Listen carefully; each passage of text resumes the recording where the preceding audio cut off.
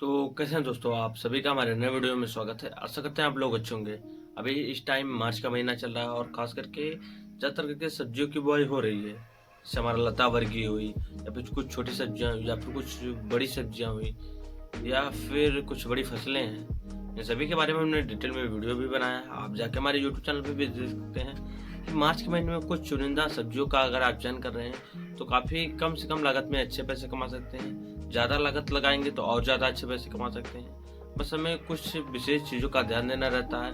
अगर आप इन चीज़ों को ध्यान में दे रहे हैं तो आप कम से कम दिनों में अच्छे पैसे कमा सकते हैं। जैसे कुछ ऐसी सब्जियां रहती हैं, जैसे हमारा जुताई, बुआई और खाद, बेसल डोज में खाद, लेबर चार्ज और ये सब समस्याएं काफ़ी ज़्यादा रहती हैं। कुछ सब्जियां ऐसी रहती हैं जिनको आप लगा के लगभग 30 से 40 दिनों में ही अच्छे पैसे कमा सकते हैं। तो आज हम उसी के बारे में बताएंगे, डिटेल में जानकारी देंगे। तो आप वीडियो में अंत तक बने रहिएगा। अभी तक आपने हमारे यूट्यूब चैनल को सब्सक्राइब नहीं किया है तो चैनल को सब्सक्राइब कर लें और ऐसे ही किसान संबंधी वीडियो देखने के लिए चैनल से जुड़े रहें, ताकि आपको नए नए वीडियो का करके सही वैरायटियों का चयन आप कर सकें और कम से कम लागत में अच्छे पैसे कमा सकते हैं। दोस्तों, आज हम बात करने जा रहे हैं आपसे धनिया की खेती के बारे में। अगर इस टाइम अभी आप धनिया की बुआई कर रहे हैं तो खास करके आगे चल के आपको लगभग 200 से 300 रुपये केजी आसानी से आप मार्केट में सेल कर सकते हैं, क्योंकि गर्मियों में धनिया का जो मॉनिसन काफ़ी ज़्यादा समस्या रहती है और बहुत सारी समस्याओं का सामना करना पड़ता है। अगर आपको पूरी सही से जानकारी नहीं रहती तो आप धनिया की खेती में फेल हो सकते हैं। तो आपको पूरी प्रॉपर जानकारी अच्छे से रहनी चाहिए कि हमें कौन कौन सी सावधानियां रखनी चाहिए धनिया की खेती अगर हम कर रहे हैं। तो इसके बारे में हम A to Z जानकारी देंगे, वीडियो में आप अंत तक बने रहेगा। पहले नंबर पे बात करें तो धनिया की खेती के लिए खेत जुताई ये सबसे महत्वपूर्ण है। अगर अभी इस टाइम हमारा जैसे आलू का खेत खाली हुआ, गेहूं का खेत खाली हो रहा है, सरसों का या फिर मसूर, चना, इन सभी के खेत खाली हो रहे हैं।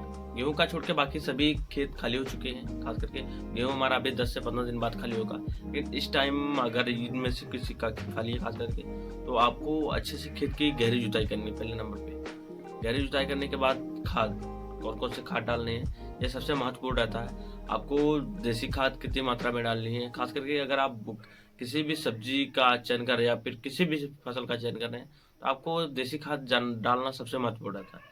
पहले नंबर पे आपको 2 से 3 ट्रॉली, एक एकड़ की बात करें तो 2 से 3 ट्रॉली आप ले सकते हैं देसी खाद, गाय के गोबर की।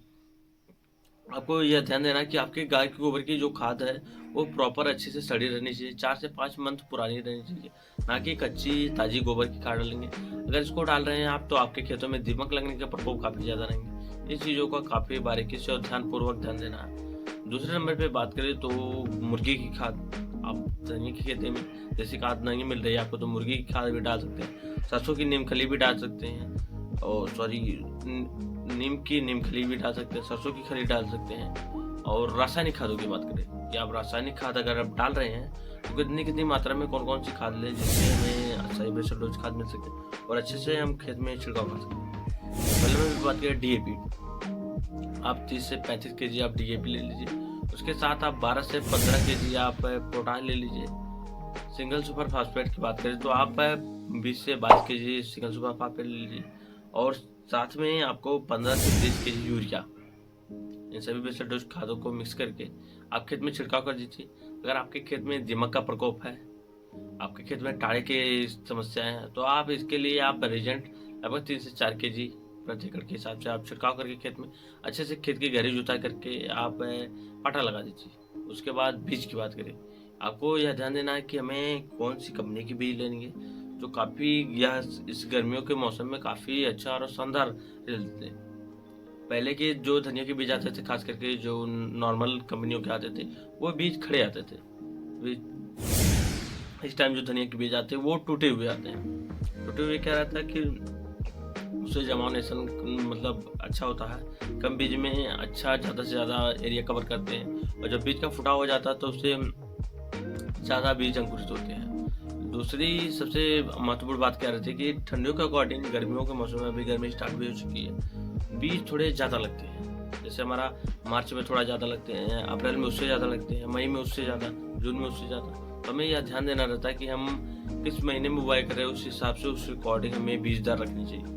तो पहले नंबर पे वैरायटियों की बात करें तो तो आप पहले बीज दर बता दें कि आपको 10 से 12 केजी प्रति एकड़ इस टाइम बीज दर लगेगा मार्च के महीने में। आपको वैरायटियों के बारे में बता दें, 3 से 4 ऐसी वैरायटियाँ हैं जिसका आप चयन कर रहे हैं तो काफ़ी अच्छा और शानदार पैसे देंगे और काफ़ी जल्दी ग्रोथ करेंगे और काफ़ी हरी भरी इनकी पत्तियाँ रहती हैं। तो पहले नंबर पे बात करें तो आप नामधारी की सुरभि ले सकते हैं, यह वैरायटी भी काफ़ी अच्छी और मानी जानी है। दूसरे नंबर पे आप ले सकते हैं आरके सीड्स की, धनिया की वैरायटी है, यह भी काफ़ी अच्छी रहती है और काफ़ी हरी भरी रहती है। तीसरे नंबर पे आप वीएनआर कंपनी की मुस्कान ले सकते हैं और चौथे पे आप बॉम्बे कंपनी की सुपर ले सकते हैं। इन चारों वैरायटियों में से आप किसी भी वैरायटी का आप चयन कर सकते हैं। खास करके धनिया के बीज कई बीजों से बुआई होती है। पहला रहता है छिड़कवा बीज और दूसरा रहता है सीड ड्रिल। आपके अकॉर्डिंग आपको जैसे ठीक लगता है, आपके जैसे सिंचाई के साधन कैसे हैं, इन सभी को ध्यान देकर आप अलग अलग बीज से बुआई कर सकते हैं। अगर आप सीड ड्रिल से कर रहे हैं तो आपको ये लाइन से लाइन की दूरी या बीज से बीज की दूरी एक समान रहती है, और वहीं पे आप छिड़काव बीज से बुआई कर रहे हैं तो आपका कहीं पे बीज ज़्यादा मात्रा में हो जाता है, कहीं पे कम मात्रा में हो जाता है, इसका भी ध्यान देना रहता है। तो आपके अकॉर्डिंग जैसे आपको ठीक लगे आप उस बीज से बीज की बुआई कर सकते हैं।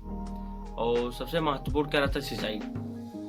अगर आप धनिया की खेती कर रहे हैं खास करके तो इस टाइम आपने देखा होगा कि गर्मी जैसे हमारा 10 से 15 मार्च स्टार्ट हो जाता है, उसके बाद गर्मी काफ़ी ज़्यादा मात्रा में रहती है। जैसे हमारा लौकी, करोई, नेनुआ, सरपुतिया, ये सभी की अगर हम बुआई कर रहे हैं तो इनमें पानी डेली हमको एक दिन गैपिंग करके देना रहता है।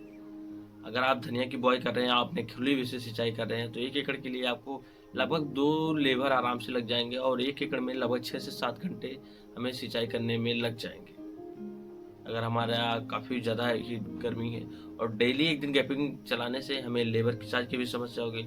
लेबर को 300-400 रुपये डेली का देना पड़ेगा हर एक दिन गैप करके सिंचाई का, या फिर अगर खुद सिंचना है तो भी परेशान रहेंगे। इसलिए धनिया की अगर गर्मियों के मौसम में आप खेती कर रहे हैं तो सबसे बेस्ट है फुहारा विधि। अगर आप फुहारा विधि का चयन कर रहे हैं तो पूरे खेत में एक बार लगा दीजिए, आसानी से आपको अच्छे से प्रॉपर एक स्विच में पूरा खेत आसानी से हो जाएगा। दूसरा रहता है जब हमारा लेबर कटाई कर रहे हैं धनिया की तो उसमें आसानी से पता भी चल जाता है कहाँ पे पाइप लगी हुई है, तो समस्या भी नहीं रहती कि ज़्यादा समस्या रहती है उसको बिछाने में या फिर फुहारा बीज को बाहर निकालने में ज़्यादा दिक्कतें भी नहीं होती और काफ़ी अच्छा और शानदार रहता है। और जो हमारा 6 से 7 घंटे जहाँ 1 एकड़ की सिंचाई में लगते हैं, इसको ज़्यादा से ज़्यादा मतलब 30 मिनट से लेकर 60 मिनट में आसानी से हमारा 1 एकड़ की सिंचाई हो जाती है। और इससे हम डेली हर शाम को हम आसानी से पानी लगा सकते हैं। इससे हमारी धनिया की जो ग्रोथ है काफ़ी तेज़ी से होगी। और ख़ास करके इसमें कुछ स्प्रे होते हैं जिसका आप अगर हम छिड़काव कर रहे हैं तो काफ़ी अच्छा और शानदार रिजल्ट रहते हैं। अगर इसका छिड़काव हमने टाइम पे कर दिया तो काफ़ी अच्छे और बेहतरीन रिजल्ट रहते हैं। जो हमारा जैसे हमने अच्छे से बेसल डोज खा तो डाले, लेकिन हमारे जैसे 5 से 10 दिन का हमारा धनिया होता है तो उसको ग्रोथ के लिए हमें कुछ स्प्रे की ज़रूरत पड़ती है। जिसमें से पहले नंबर पे है आप बायर कंपनी की एली एलिएट ले सकते हैं, जो 10 दिन बुआई के लगभग 10 दिन बाद आप स्प्रे करिए तो काफ़ी अच्छा और बेहतरीन रिजल्ट रहता है। आप देखेंगे कि पत्तियाँ जैसे ही हमारा 10 दिन को ही हल्का हल्का निकलने चालू हो गई, अगर आप इसका छिड़काव कर रहे हैं तो पत्तियाँ काफ़ी अच्छा और तेज़ी से ग्रोथ करेंगी। दूसरा वही 15 से 18 दिन बाद आप NPK 19 1 लीटर 4 से 5 ग्राम 1 लीटर 4 से 5 ग्राम के अकॉर्डिंग, जैसे हमारा 14 से 18 लीटर की टंकी होती है उसी अकॉर्डिंग आप लेकर उसको छिड़काव कर सकते हैं। यह भी काफ़ी अच्छा और बेहतरीन रिजल्ट आएगा। और तीसरे नंबर पे बात करें तो आप DAP या यूरिया 1 kg लेके अच्छे से खेत में, और 1 kg प्रति एकड़ के हिसाब से आपको टंकी में मिक्स करके लगभग 150 से 200 लीटर पानी में अच्छे से मिक्स करके उसके बाद खेतों में छिड़काव कर दीजिए।